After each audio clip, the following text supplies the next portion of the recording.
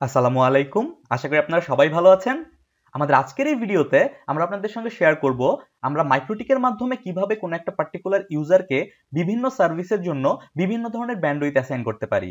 For example, আমরা যারা ISP থেকে ইন্টারনেট ব্যান্ডউইথ ব্যবহার করি, সেই ক্ষেত্রে দেখা যায় আমাদের ইন্টারনেট অ্যাক্সেসের জন্য এক ধরনের স্পিড দেওয়া থাকে, বাট আমরা যদি ইউটিউব ব্যবহার করতে যাই সেই ক্ষেত্রে কিন্তু আমরা অনেক বেশি স্পিড পাই। ইভেন আমরা যদি বিডিআইএক্স কিংবা কোনো লোকাল এফটিপি সার্ভার ব্যবহার করে থাকি, সেই ক্ষেত্রে কিন্তু আমরা আরো বেশি স্পিড পাই। তো এই জিনিসটা রিয়েল লাইফে কিভাবে মাইক্রোটিক রাউটারের মাধ্যমে ইমপ্লিমেন্ট করতে হয় সেই জিনিসটা আমাদের আজকের ভিডিওতে আমরা শিখব।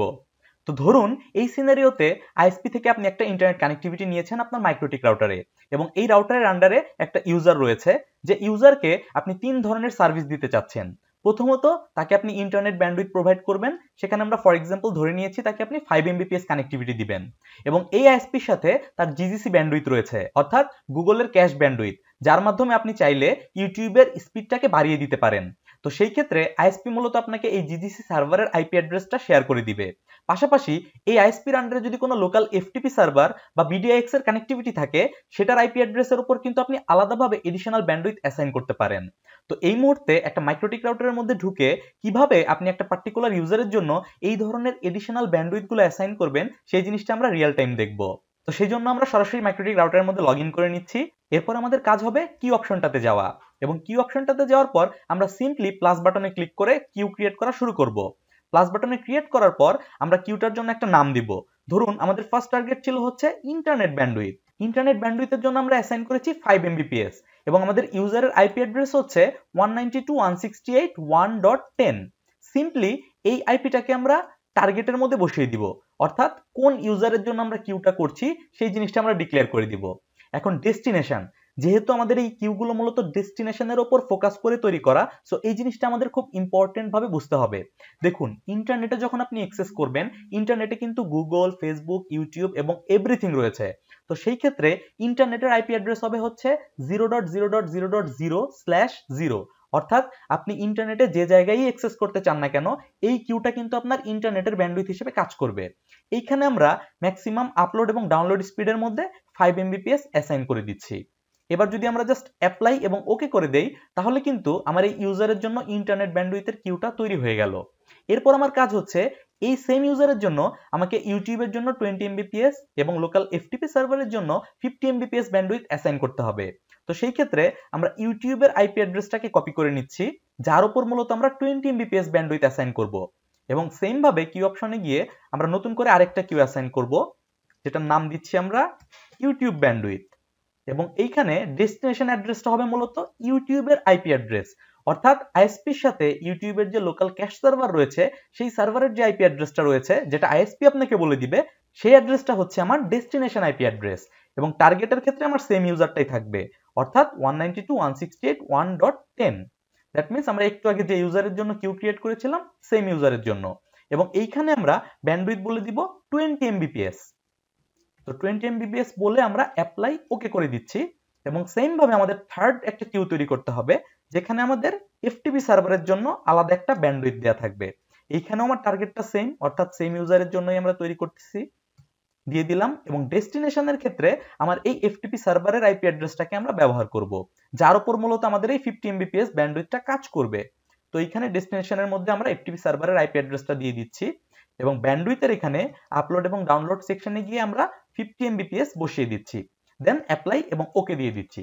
তো খুব সহজেই আমাদের কিউগুলো তৈরি হয়ে গেল। বাট এবার আসছে সবচেয়ে ইম্পর্টেন্ট পার্ট। আপনি যদি এই কিউটাকে এইভাবে রেখে দেন, তাহলে মূলত আপনি কোনোভাবেই 5 Mbps এর উপর স্পিড পাবেন না, না পাবেন ইউটিউবের ক্ষেত্রে, না পাবেন লোকাল এফটিপি সার্ভারের ক্ষেত্রে। এর কারণ হচ্ছে আপনি যদি ফার্স্ট কিউটার ভেতর একটু ঢুকেন, তাহলে দেখবেন এখানে ডেস্টিনেশনের মধ্যে বলা আছে সমস্ত আইপি অ্যাড্রেসের জন্য তাকে 5 Mbps ব্যান্ডউইথ দেয়া হোক।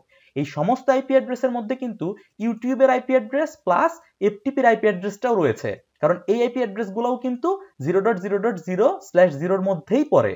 সো দ্যাট আপনি যদি এই কিউগুলোকে এভাবে রাখেন, তাহলে কিন্তু আপনি যে কোনো সার্ভিসের জন্যই সেই ঘুরে ফিরে 5 Mbps ব্যান্ডউইথই পাবেন। তো এই ক্ষেত্রে আপনাকে একটা জিনিস বুঝতে হবে, মাইক্রোটিক মূলত কাজ কিভাবে করে। মাইক্রোটিকের এই কিউগুলো সিরিয়াল বাই কাজ করতে থাকে, অর্থাৎ আপনি সর্বপ্রথম যে কিউটাকে রাখবেন এই কিউটা প্রথমে কাজ করবে। তো এই কিউটার ডেস্টিনেশন অ্যাড্রেসের মধ্যে যদি আপনার ডেস্টিনেশনগুলো মিলে যায়, তাহলে কিন্তু আপনি এটাকে বাইপাস করে এডিশনাল ব্যান্ডউইথ আর পাচ্ছেন না। তো আপনাকে যেটা করতে হবে, সর্বপ্রথম এই এফটিপির যে ব্যান্ডউইথটা রয়েছে এইটাকে আমাদের সবার উপরে রাখতে হবে।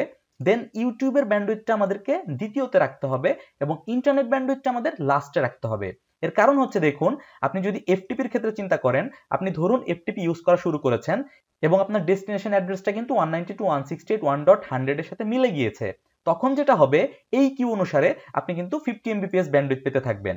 ধরুন কোনো কারণে আপনি এই আইপি অ্যাড্রেস ব্যবহার করছেন না, আপনি ইন্টারনেটের যে কোনো একটা রেগুলার আইপি অ্যাড্রেস ব্যবহার করছেন। তো সেই ক্ষেত্রে এই কিউটা যখন চেক করে দেখবে যে তার ডেস্টিনেশন অ্যাড্রেসের সাথে আপনার ডেস্টিনেশনটা মিলছে না, তখন কিন্তু এই কিউটা কাজ করবে না। তখন কিন্তু ঘুরে ফিরে আপনি ইন্টারনেট ব্যান্ডউইথের ভেতর চলে যাবেন এবং এই 5 Mbps ব্যান্ডউইথই আপনি পাবেন। আবার ধরুন আপনি ইউটিউব ব্রাউজ করছেন, এখন আপনি যখন ইউটিউব ব্যবহার করতে থাকবেন, আপনার আইএসপি থেকে শেয়ার করা ইউটিউব সার্ভারের আইপি অ্যাড্রেসের মধ্যেই কিন্তু আপনি মূলত ইন্টারনেট ব্যান্ডউইথটা ব্যবহার করবেন। তখন যেটা হবে, এই সেকেন্ড রুলের মধ্যে ডেস্টিনেশন অ্যাড্রেসের সাথে আপনার ইউটিউবের ডেস্টিনেশন অ্যাড্রেসটা মিলে যাবে এবং এর ফলে এই 20 Mbps ব্যান্ডউইথ আপনি পেতে থাকবেন। এবং আপনি যদি এই এফটিপি সার্ভার কিংবা এই ইউটিউব ছাড়া অন্য যে কোনো ইন্টারনেটের আইপি অ্যাড্রেস ব্যবহার করেন, তখন কিন্তু আপনি অ্যাজ ইউজুয়াল এই 5 Mbps ব্যান্ডউইথই পাবেন। সো আশা করছি এই জিনিসটা খুব ক্লিয়ার ভাবে আপনারা বুঝতে পেরেছেন। তবে হ্যাঁ, এখানে একটা কোশ্চেন আপনাদের থাকতে পারে, এটা তো আমরা একটা ইউজারের জন্য ক্রিয়েট করলাম, যদি আমাদের কোম্পানিতে বা আমাদের বাসায় 10 জন ইউজার থাকে, তাহলে কি আমরা 10 জন ইউজারের জন্য তিনটা করে অর্থাৎ 3 10 30টা কিউ ক্রিয়েট করব, নাকি এখানে কোনো সিম্পলিফাইড ওয়ে রয়েছে? তো এইখানেই চলে আসে মূলত পিসিকিউ এর একটা কনসেপ্ট। আপনারা যদি পিসিকিউ সম্পর্কে জানতে ইন্টারেস্টেড হন, আমাদের ভিডিওর কমেন্ট বক্সে কমেন্ট করে জানাবেন, সেই ক্ষেত্রে আমি আপনাদের জন্য একটা সেপারেট ভিডিও তৈরি করব।